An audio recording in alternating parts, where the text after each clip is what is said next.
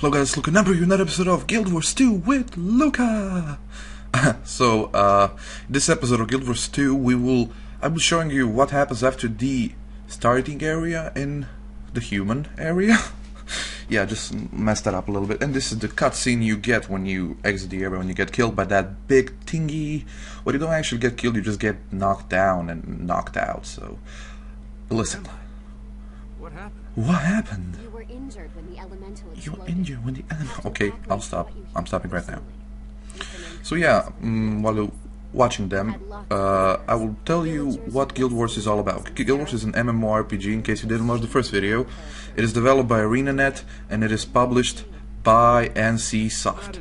So it is a game that has been in development since 2007, and it is a sequel to Guild Wars 1, which was also a MMORPG, but the events of Guild Wars 2 are, I believe, 200 years after the events of Guild Wars 1. So if you play Guild Wars 1, don't expect everything that be the same. I mean, Ascalon is ruined, Chars and humans are not opponents at the time being, even though they don't love each other. So, okay, this is the screen, and on the right side you see this is just some stuff for the beta, and on down there you see that is where your loot comes from. So when you do main story quest, you get loot. So I got a shield here. I'm gonna choose a shield over that little pistol because yeah, pistols at this moment does not look so great to me. So as you see, I have only 3 skills there, and when I get a shield, a secondary weapon, it doesn't matter if it's the shield, a sword, or anything you can use, you get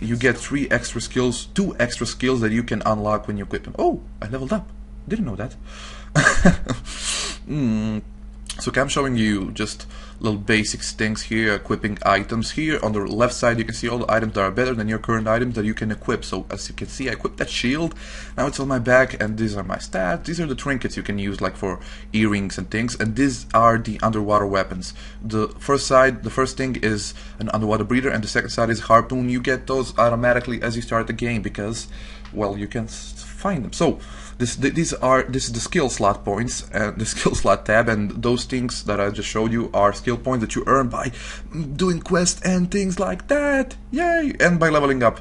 And these are the healing spells, and the utility spells are the 4 slots on the right side of your health bar on your hot bar, where you can fill up, and the lowest one were the elite skills. You get first slot level 5, second slot level 11, third slot level 20 or 30, I'm not sure, and the elite you get on level 30. Yay! So traits you unlock at level 11, which are basically your attributes that gives you things like more range with your longbow for ranger, things like. So you can see 2 skills on my hotbar have just appeared, which I can unlock by fighting people. And this guy, oh look, it's a beautiful world, yay! This is so unprepared. I'm so unprepared for this commentary. I gotta say, oh, this is the main city at the moment. It's not Ascalon like in Guild Wars 2, it's some other city that I forgot the name of already. Oh, it's burning. Why is it burning? I don't know, we'll go check that out just as soon as we talk to this guy. And this guy is a scout. These are teleportation points that are called waypoints, which you can use to teleport on the map as soon as you open them, and this is the map. Yay! The map looks quite like the first Guild Wars. It's a lot more bigger, and there's some changes on the map, like Ascalon is in ruins, there are those black scars on the map. This is the Shiver Peak Mountains, these are the southern Shiver Peak Mountains, the Ring of Fire, Crystalline Desert, and a lot of other things. Just the map is very pretty, and the map is very, very big. This is where the Ascalon used to be, the main city for humans, in the main city in the whole game, first whole game. This is the main town, the Black Citadel. It's the main city of Chars, I believe. I don't actually know. This is the Maguma Jungle, and this is the Kryda, where the town Lions Gate used to be. And as you can zoom in, you can see those little markings that mark the level for each area. So yeah, be aware of that, so don't wander off in weird areas. This is the Maguma Jungle, and the center for, I believe, Azura. Yeah, Azura, their town is somewhere there. I don't actually remember. Oh, this was not in Guild Wars number 1. Oh. So back down. He's a scout. This guy is a scout, and he actually gives you a little scene, little cutscene as soon as it starts. Yeah, he shows you all the events in the area, and you must be asking yourself what events are. Events are actually a replacement for quests in this game. So events work in a way that you need to talk to somebody to trigger an event, and if the event is already triggered, you automatically can join the event without talking to that NPC that starts the event. So events can be joined by as many people as you want and be performed and as many people as you can. Listen to him, he's talking smart things. Waypoints. Too sad that this game does not feature any features as much as mounts. So the only fast traveling way is using waypoints. So you see that icon above his head, he means that he's a scout, and when you see a guy like that, he will show you all the events in the area. So the events look like this, the little unfilled heart that you can go at, and we'll just go to that one. So events, where was I?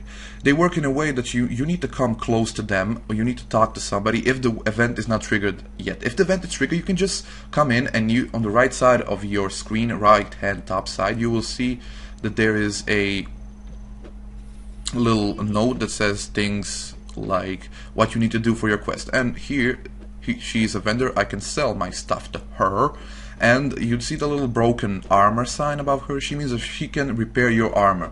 Nobody else can repair your armor, so be certain to repair your armor before you go in PvP, because your armor can break in PvP, which is a little bit unfortunate, but still it can be worked with. So the events work in much like the same way like in most MMORPGs, but unlike most MMORPGs, you can do multiple things to finish that event. So like you can water a crop, or you can kill the bandits, like I'm gonna show you in a few seconds, just as soon as I get out of this area, or you can collect some things or repair something to complete the event. There is a little bar when you start an event in the right hand side of your screen, just below where the explanation of the event and your quests are, that will fill up as much as you do the event. So the events are not a solo thing.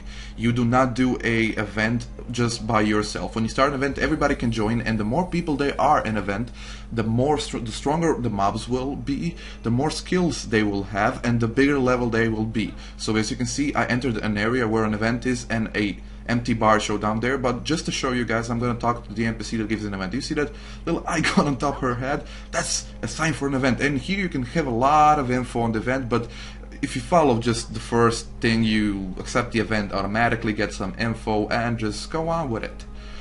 Just in a second. So now I'm gonna show you how actually to do an event. Events are very simple. You get this glowing things on the ground that look like loot, and you need to interact with them. Like I'm gonna stomp on these little holes in the ground. Where are they?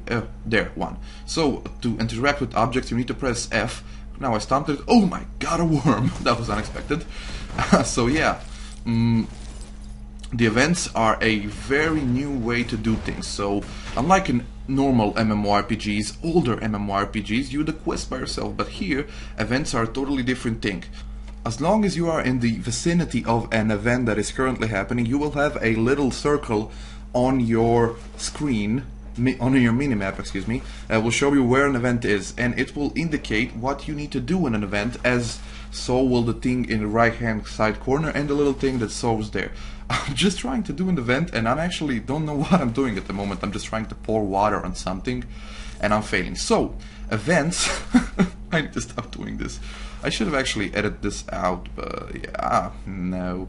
And I'm gonna attack her with water. Stupid me. So, yeah. Events work in a way that you can do event. It doesn't matter what level you are. Whenever you get in a zone that is not is not at the level that you currently are, you will get down leveled. But if you get in a level that is in a zone that is made for people that are higher level than you, you will get nothing. Nothing will happen. You will stay at the same level, but they will stay at the same level, and you will get owned. So be careful of what zones are you going to and what events are you doing. So another thing on the event is you can get a lot of info on an event when you go to a NPC. They will tell you a backstory of an event and how to solve it in detail. You can solve it. You can still solve it by like normal conclusion. Like if there's something burning, you should pour water on it. If there's somebody fighting, you should kill them. And if you see some bags of wheat, like I see here, you should pick them up and bring food to animals, like this. It's so fun because there's always things to do. You don't do repetitive things. You don't just kill monsters or just destroy something. You can do multiple things to make an event happen. As you see, there are 3 people doing this event now, and the bar is slowly going up. So most events are up to 10 players, but it doesn't matter how many players there are, the event can always be solved. There are bigger events like the Shatter Hand, if I'm reading this correctly, that can have up to 100. A whole 100. Oh my god, I don't know what I'm doing here, excuse me. Up to a whole 100 people doing the event at the same time because it's so hard. Well, events are made that way that you need to cooperate to do an event. So like I said earlier, the more people are there in an event, the harder the event will be. There will be a lot more mobs. Mobs will be bigger level and they will have additional skills that will deter you from your optimal goal. That doesn't matter anything. But if there are people that are inactive at the event, if people leave the event, the difficulty of the event will be scaled down. So if there's like 10 people just wandering around, try the event, they don't like it and they decide to leave, you will not be stuck with the hardest enemies to kill, harder enemies to kill. So yeah, don't be afraid to get an event and leave an event and think that you will reduce the chances of people that are doing the event of completing it. I don't know, my tongue is just tying up a little bit. So awards to events. You get awards by completing events, and the awards scale from a golden medal, a silver medal, and a bronze medal. Of course, the golden one being the best, like in everything. So, and one important thing: if you do not complete an event, that doesn't mean that you will not get a reward. It's not a unforgiving game. This game is really forgiving. You will be given some effort on for your troubles. You can fail an event, of course, if there's not a lot of people and you don't do it correctly, or I don't know, you let centaurs run over that village and do not stop them. The event, you will fail the event, but you will still get some reward for doing the event. As you can see, I got some money in the mail. So most of the time when you do events, you will get a mail, you will get an email from the person that gave you an event that will give you rewards like money. And now another event started. As soon as I did the first event, another event started, because events are chained. And now I pick up water. I'm gonna try to pull this out because it's very, very much fun. Because you can quest for hours and hours and hours, because events are chain events. There's never a single event in the area. The events are always chained together. When you do another event, you will automatically do a third event. Ooh, I got another skill, magnetic shield. That's nice. So yeah, that's pretty much how the events work. In the sense of the basic thing in events. There are a lot of more different events. This is not the only event, and the fun things about event is that there's no stopping them. If you don't do an event, you can always try to do it again. And this here, I make a fatal mistake by hitting a lot of people at the same time, and now I'm just trying to survive. I don't think I'm gonna do it because those people that were fighting with me just left. Those sons of bitches. And oh shit, I think, yes, I'm probably gonna die here. Oh yeah, I tried to hide behind that log of and now I'm down. Shit, I gotta try to survive. And I rallied because somebody helped me, I don't know who, and I think I'm down again here soon. Oh my god, no, I'm running away. So you need to know when to run away in Guild Wars. You really need to know when to run away. It's not always just by fighting and things like that. You need to know when to retreat. And here I got lucky because this chick came here to my rescue and came to help me. And when humans and humanoids are at low level or low health, they will run away from you, which is very, very useful to know. So what else is there to say? Yeah, so like I was saying, there are ways to stop from people from griefing your event. So if you think that here, I'm shutting up. You see, I got a gold medal for that event. That's because I made a lot of contribution to the event. The more you contribute to the event, the more you work for its completion, you get more rewards. And this is, I just activated my main quest. Main quests are always, you do main quests single-handedly, solo. Main quests you get in a little instance area where you do them single-handedly and nobody can help you on your main quest, which is kind of cool, right? No?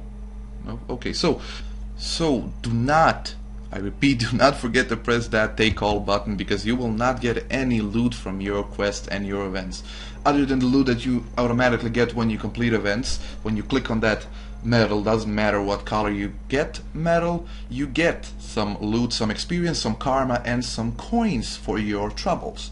So we're gonna go on another event right there, but we're going to keep that for the next episode of Guild Wars with Luka. And I hope you enjoyed this episode, because I'm gonna finish it now. If you did, please leave a rating. If you did not enjoy it, please leave a rating either way. And if you want to see me play some other games, leave a comment in the description below, because I love interacting with my viewers, even though there's not a lot of you, and I do not hold that against you. I'm not a person that is easy to love.